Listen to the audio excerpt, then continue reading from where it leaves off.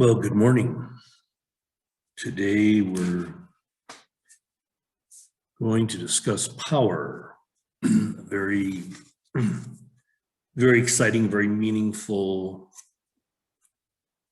topic in my studies. It's where the interests that I found were science, particularly physics, and spirituality meet, represented to some degree. I mentioned before Nikola Tesla, but Albert Einstein, he's the one that famously came up with the simple formula E equals mc squared,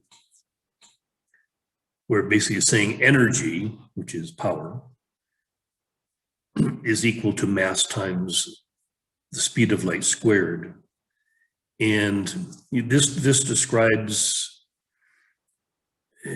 two things for me. It's again our relationship with the timeless realm is key to our evolution into our third phase, the spiritual mind, in recognizing that there is a membrane that divides our space-time world from the timeless realm, and that membrane is light. Okay, and so this is why people, when they drop their body, when their consciousness expands out of the space-time limitation, always they experience light. When people have a brilliant idea, a stroke of genius, always they experience light. So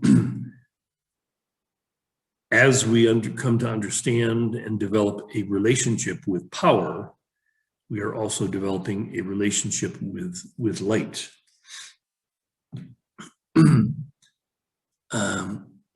In my early studies, I was given I think it was an audio tape series based on the book of Carolyn Myss, Sacred Anatomy.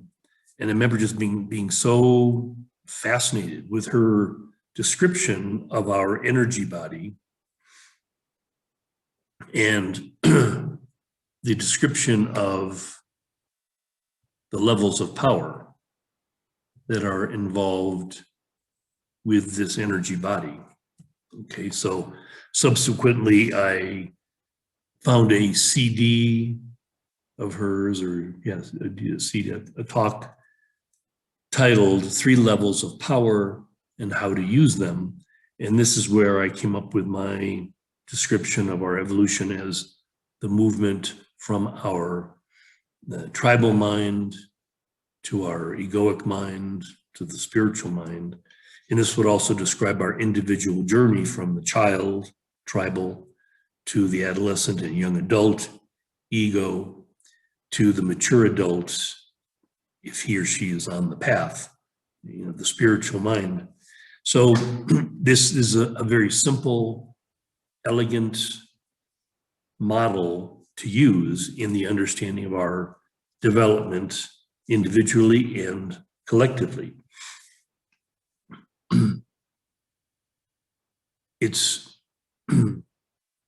I would bring in Dr. David Hawkins and his book, particularly a series of books, but particularly Power versus Force, where he describes it in very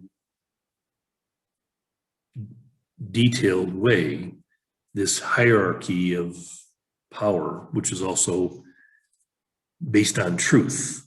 Okay, the truth has great power. So the more we align with truth, the more we're aligning with power.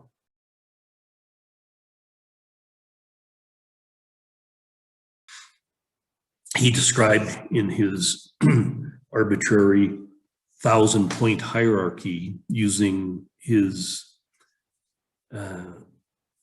kinesiology way of testing truth or power, sensing that anyway. So he would describe, or we could use his hierarchy from 0 to 1,000 to basically describe the tribal mind that it sort of has a maximum vibration power rating of 200. And this is basically the realm of fear and shame. And so what we can watch in the world today, what's being very evident with the current drama in the world, is that the egoic structures, okay, that are very keen on power, okay, they're using force, okay, to manipulate all of the tribal peoples. And it's part of the plan from this egoic perspective, seeing now the tribal peoples as unnecessary, as just basically taking space on the planet, breathing air, eating food, not making any real contribution, because in the eye of the egoic mind, the highly developed rational thinking mind, technology now can do much better what manual labor used to be necessary. It used to be necessary to have the tribal peoples on the planet, and it is becoming, at least in their estimation, unnecessary. So there's a plan for their elimination, and evolution would basically say, well, this is the way evolution works. The higher level of power would dominate lower levels of power. But the key to Hawkins' guide is that the egoic mind, the rational mind, has a limit at the level of 400. Now, 400 on the scale is each level of 100 is 10 times stronger than the one before. So 300 is 10 times stronger than 200, 400, 10 times stronger than 300. So the egoic mind is 100 times more powerful than the tribal mind. So 100 to 1, pretty easy to dominate. But the scale goes way beyond 400. And so the limitation of the egoic mind, we're seeing that in the world today with tremendous conflict. And there's a resolution to this conflict that's well beyond, in a sense of power, where the egoic mind is stuck. Okay, so Hawkins describes, using terms like, so he has like an emotional equivalence to each level. So I think the emotional equivalence to 500 is like acceptance, which is the beginning of our new earth, okay, that Eckhart Tolle describes. He says the new earth begins at acceptance, moves up in this gradient of power into gratitude, and at a very high level, enthusiasm. Okay, and remember, these levels also are aligned with increasing levels of truth. Okay, so like acceptance is more true than hate, right? Hate is more true than fear. But gratitude is much more true, much more accurate than acceptance. It's again a way that we're starting to vibrate in alignment with what is real. Okay, to be grateful, to understand basically the essence of the evolutionary thrust, the essence of God's plan, whatever words you want to use to describe it, for us to be aware of it and align with it, be grateful for it, see that, okay, this is our function. Our function is to be this conduit through which this immense power, infinite power, remember, this is, MC squared, speed of light squared. Our mass, our person, our body and our person is able to be used as a device, as a tool through which power flows into the world, okay? So when we are really aligned with truth, with this spiritual magnificence, with this energetic, creative thrust, okay, we are filled with enthusiasm. This vibrates at the level of 800. 800 is, again, 100 times higher than gratitude, which is 100 times higher than the limits of the rational egoic mind, okay, this is why power versus force. Power is so much greater than force, because force has a limit of 400. Okay, you can force people only when you can control them when you can limit them, when you can keep them small, basically you're wielding power over them, but it's really force, okay? So think about being a child, and it doesn't feel like you have any power as a child. You've abdicated your power to your parents, to the teachers, to the principal, to the police, to the whomever. All these adults have more power than you, only because they're seemingly like smarter. They have more access to these egoic tools of manipulation, control. Okay, similarly, in the world today, the tribal peoples, which are children, and the lower level of the egoic consciousness population, which are able to be manipulated and controlled. Okay, but there's many of us on the planet who cannot be. Okay, because we have access. Remember, we don't have the power, but we have access to the power. We are transmitters of this power. Remember Tesla, remember Einstein, remember this relationship that we have with this infinite power.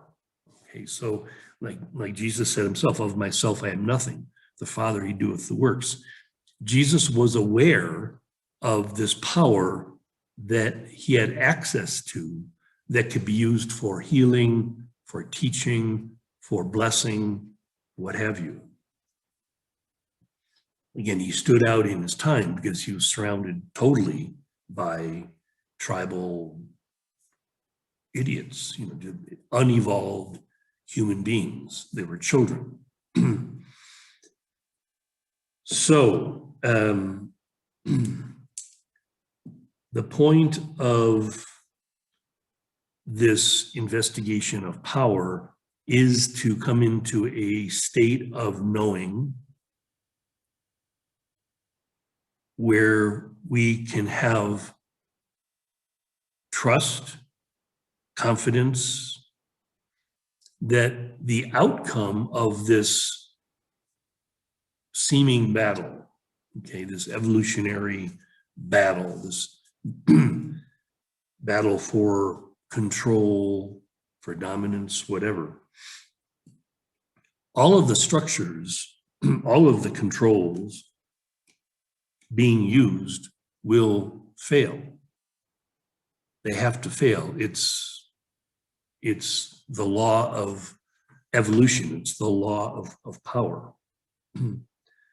That what will emerge after the dust settles is what I'm talking about, this new earth, where we no longer abdicate this authority to other humans. We come to see our life as emanating directly from source, in harmony with all of nature, which of course is in harmony with source, and a new earth, this kingdom of heaven, will fully flower.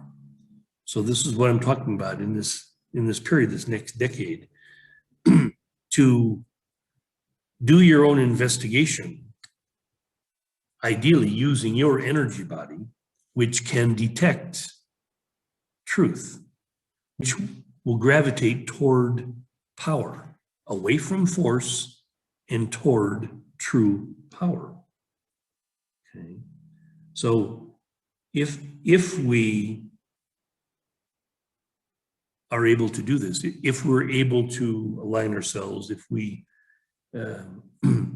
become one who is on the way, it's a Taoist term, on the way, aligned with natural power,